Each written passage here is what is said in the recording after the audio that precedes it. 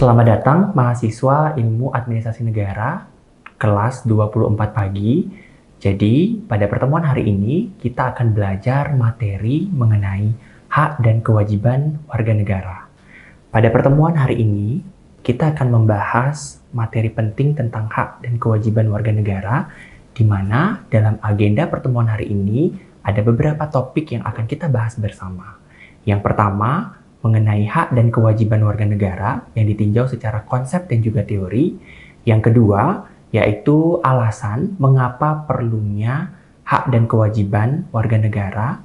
Yang ketiga, kita akan menggali bersama secara historis, sosiologis, dan juga politis tentang dinamika dari hak dan kewajiban seorang warga negara. Kemudian, membangun argumen, dinamika, kewajiban, dan juga hak dari warga negara. Dan yang terakhir adalah esensi harmoni dari hak dan kewajiban warga negara. Pada pertemuan hari ini, dalam topik hak dan kewajiban warga negara memiliki tujuan pembelajaran di mana mahasiswa diharapkan mampu mengetahui dan juga menganalisis mengenai hak dan kewajibannya sebagai seorang warga negara kepada negaranya. Adik-adik yang saya banggakan, sebelum kita melangkah jauh membahas tentang hak dan kewajiban warga negara, ada hal yang ingin saya sampaikan bersama sebagai pemancing untuk dapat berpikir lebih dalam tentang hak dan kewajiban. Untuk itu, saya punya sebuah ilustrasi yang ingin saya sampaikan sebagai wujud penggambaran hak dan kewajiban. Namun sebelum saya masuk pada hal tersebut, kita perlu memahami dengan sangat jelas apa perbedaan antara rakyat, penduduk, dan juga warga negara. Satu ilustrasi yang saya bawa pada pertemuan hari ini adalah seorang pasangan suami istri bernama Ayu dan Andi adalah sepasang suami istri yang berasal dari negara Indonesia. Kemudian mereka melahirkan putranya yang bernama Bagus di negara Amerika Serikat. Kemudian yang menjadi pertanyaan di sini adalah apa kewarganegaraan yang akan dimiliki oleh Bagus jika melihat orang tua dari Bagus berasal dari negara Indonesia. Hal ini diminta mahasiswa untuk dapat mencari jawabannya selama proses pembelajaran berlangsung.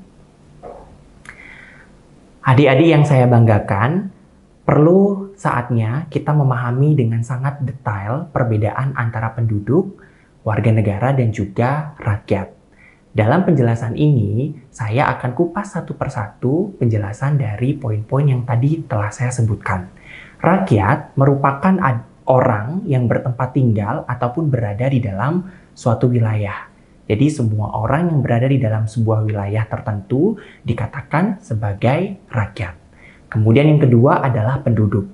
Penduduk adalah orang-orang yang bertempat tinggal secara sah di dalam suatu negara, baik itu warga negara Indonesia sendiri ataupun warga negara asing yang bertempat tinggal secara tetap ataupun sementara. Sedangkan warga negara itu berarti seseorang yang bertempat tinggal pada suatu wilayah berdasarkan ketentuan hukum dan pengakuan hukum, baik itu orang dari negaranya sendiri ataupun warga negara lain yang disahkan dengan undang-undang sebagai warga negara berdasarkan pasal 26 ayat 1 Undang-Undang Dasar 1945.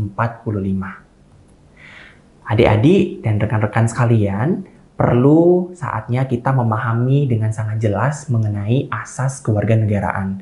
Pada pertemuan hari ini, terdapat 4 asas kewarganegaraan yang perlu kita pahami. Yang pertama adalah asas ius sanguinis. Ius sanguinis berarti kewarganegaraan seseorang ditentukan berdasarkan keturunan dari orang tuanya. Biasanya, negara-negara yang menganut asas ius sanguinis seperti negara Indonesia, negara Jepang, Korea Selatan, Lebanon, Spanyol, dan juga Rusia.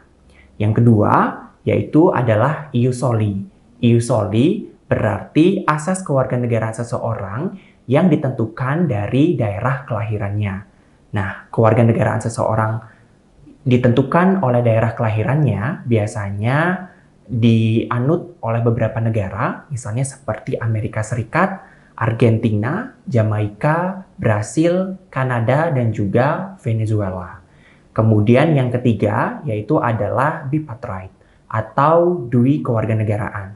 Jadi seseorang itu bisa memiliki kewarganegaraan ganda, baik itu ius sanguinis ataupun ius soli. Dan yang terakhir adalah apatride. Apatride berarti seseorang tidak memiliki kewarganegaraan. Adik-adik yang saya banggakan, pada pertemuan hari ini kita akan mempelajari secara dasar mengenai konsep hak dan juga kewajiban.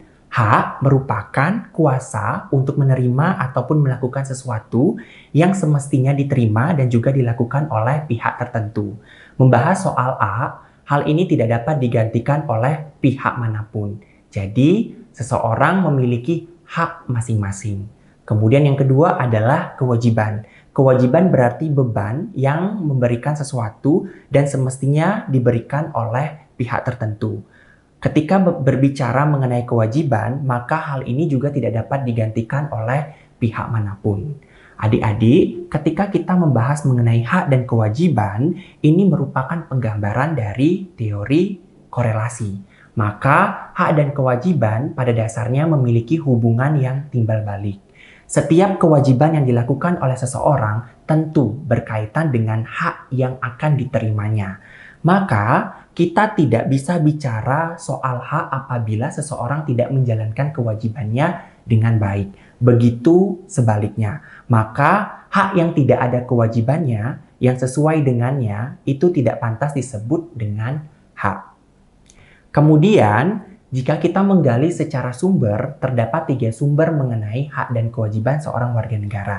Yang pertama adalah secara historis. Secara historis atau sejarah menggambarkan bahwasanya hak dan kewajiban seseorang itu berkaitan erat dengan hak asasi manusia. Bahwa perkembangan di negara kita, di Indonesia, HAM dikatakan sebagai sebuah tatanan nilai, norma, dan juga sikap yang hidup di masyarakat dan menjadi acuan untuk bertindak. Maka daripada itu, ketika seseorang ingin memperoleh haknya, maka seseorang juga perlu menjalankan kewajibannya yang bersesuaian dengan nilai-nilai dan juga norma yang tumbuh dan berkembang di negara Indonesia.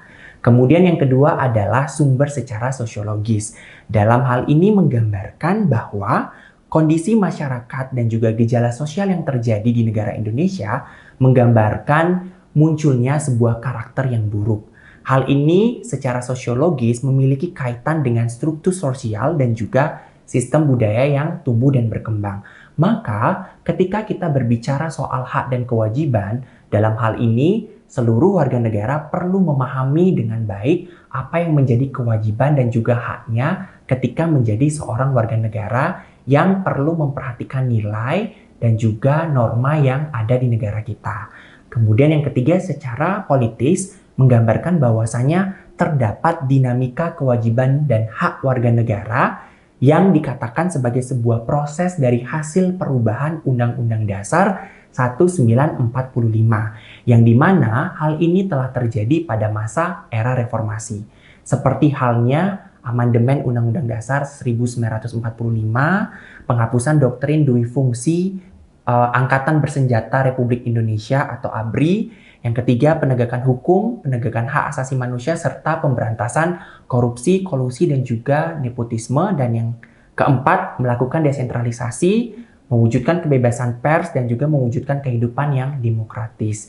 Ini merupakan penggambaran bahwa hak dan kewajiban warga negara telah mengalami perjalanan yang cukup panjang hingga era reformasi ini. Rekan-rekan yang saya hormati, pada dasarnya hak dan kewajiban warga negara Indonesia telah tertuang dengan sangat jelas di dalam nilai-nilai dasar negara Republik Indonesia, yaitu Pancasila. Dalam sila pertama, ketuhanan yang Maha Esa juga telah terkandung nilai hak dan juga kewajiban yang harus dijalankan oleh warga negara. Selain itu, pada poin kemanusiaan yang adil dan beradab, persatuan Indonesia, kerakyatan yang dipimpin oleh hikmat kebijaksanaan dalam permusyawaratan perwakilan, dan yang kelima, keadilan sosial bagi seluruh rakyat Indonesia juga telah tertuang dengan sangat jelas nilai, hak, dan juga kewajiban yang perlu kita jalankan sebagai warga negara. Selain itu, di dalam Undang-Undang Dasar 1945 juga telah tertuang dengan sangat jelas bahwa hak dan kewajiban seseorang telah terkandung di dalamnya. Misalnya pada pasal 27 ayat 1 menetapkan bahwa hak warga negara yang sama dalam hukum dan pemerintahan. Hal ini menjelaskan bahwa kewajiban seseorang untuk turut serta dalam menjunjung hukum dan juga pemerintahan. Kemudian pada pasal 27 ayat 2 juga menjelaskan bahwa adanya penetapan hak warga negara atas pekerjaan dan penghidupan yang layak bagi kemanusiaan.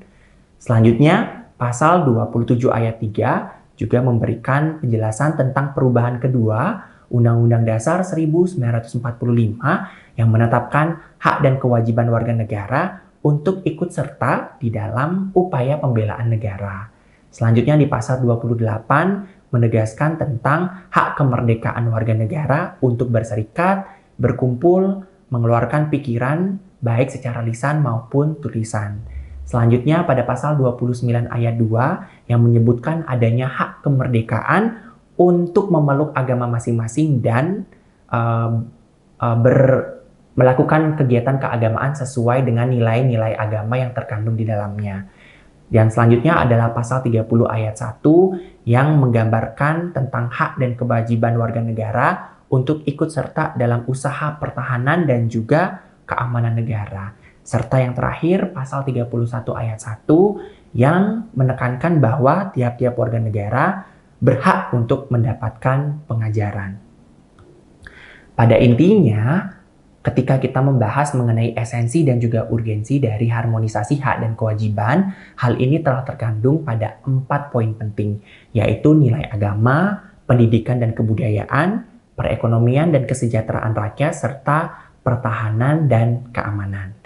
Ini adalah materi mengenai hak dan kewajiban dari seorang warga negara. Sebelum kita mengakhiri kelas kita hari ini, ada hal yang ingin saya sampaikan kepada adik-adik di kelas 21 pagi untuk dapat menganalisis dan juga menemukan apa saja yang menjadi hak dan juga kewajiban seorang warga negara sesuai dengan nilai-nilai Pancasila. Baik pada sila 1, sila 2, sila 3, sila 4, dan sila 5. Setelah adik-adik menemukan apa saja bentuk dan juga wujud dari hak dan kewajiban warga negara, hal ini akan kita diskusikan bersama pada saat pertemuan di kelas. Terima kasih.